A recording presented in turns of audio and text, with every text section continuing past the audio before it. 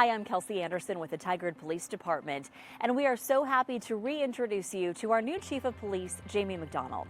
Chief, thank you for joining me today. Absolutely. So, new chief, but not a new face to Tigard. As you may know, Chief McDonald has actually been with our department since 2001, Chief. So, gosh, 23 years, and you've served in a lot of roles over the years. In fact, we were saying, as far as we know, you're the first person who was hired as a patrol officer here and have worked up through the ranks to now be the chief of this department, which is a pretty neat thing to be able to say.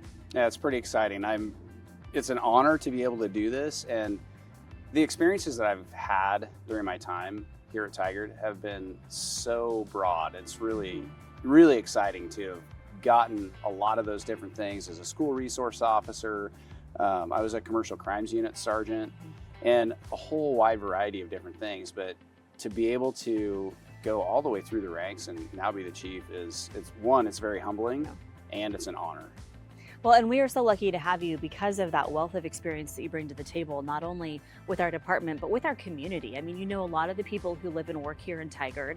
What are some of the things that people are asking you now that you have this official title of Chief of Police? What do you want to keep the same? What are you looking ahead toward in the future? Yeah, Kelsey, probably the biggest question I've gotten is, what are you going to change? And I think it's important to say that there's the outward facing, you're probably not going to see a lot of change in the community. You're going to continue to see that transparency and accountability that we've, become known for and that the community expects. But internally, some of the things that we are going to work on is continuing towards that officer wellness. And, everybody in the police department, not just the officers, but the support team as well. And really focusing on providing them the best platform to be the best versions of themselves in their personal life, so that when they come to work, they can be fully engaged in the work they're doing out in the community. I mean, I've heard you say this many times, when you think about the trauma that an officer is exposed to, it's so much greater than what most people ever see in their whole lifetimes. And so if you're not taking proactive steps to counterbalance that, as far as, focusing on mental health, focusing on physical wellness, then you start to see those negative effects. Yeah, you absolutely do. And everyone handles that stress differently. And what wellness looks like to everyone is different. I like to go out for a run or go for a workout in the gym. Other people, it might be meditation or taking some time to find a tree and sit under and read a book for a while. So how people manage that stress and how they handle it is totally different. So what we want to do is provide that platform for people to have the resources they need in order to take care of themselves, so that they can be the best they can be when they're out working in this community. It's really a big deal. And you talked about the trauma that officers see.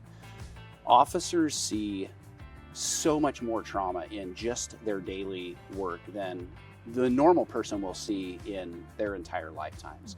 And so being able to give the officers the tools that they need in order to manage that is really important. And we do it in the same way that any member of the community would.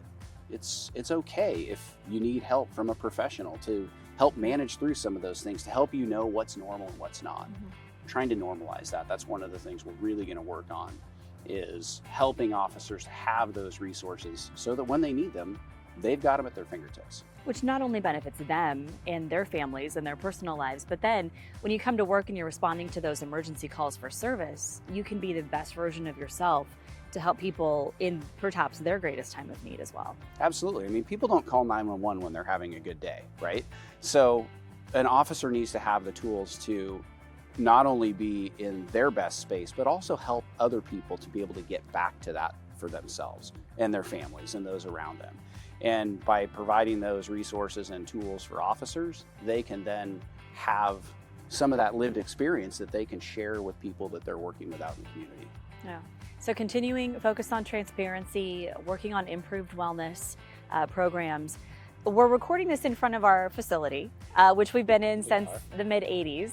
So we have been, growing along with Tigard for the last several decades, and we just don't really fit in this facility anymore. So I know one of your other goals is working toward a new facility going forward. What does that look like?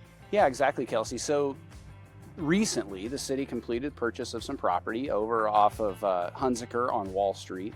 The plan will be that it will become a combined police department and public works facility at some point in the future.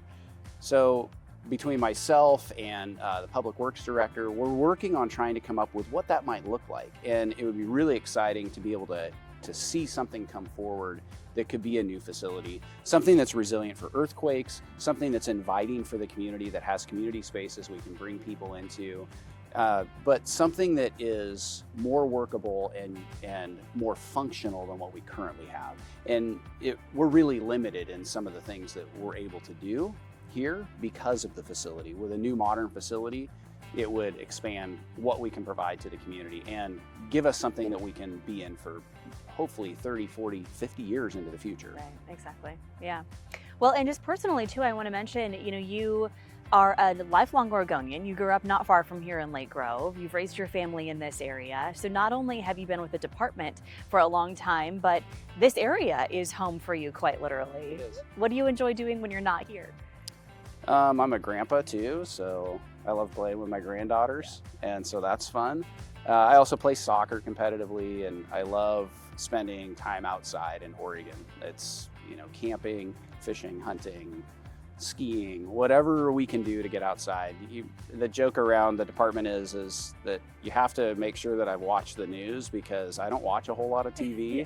And part of that's because I love spending time outside. And, when I don't have time to go out for a hike or do something like that, you can find me working in my garden around the house.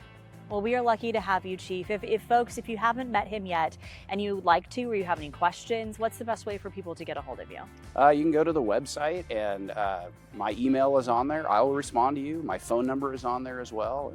Or just, if you see me out in the community, come up and say hello, because I love it when people come and say hi. Yeah, you've had an opportunity to have a lot of good conversations, and we're looking forward Yes. to more. Yeah, Chief, thank you so much. Absolutely.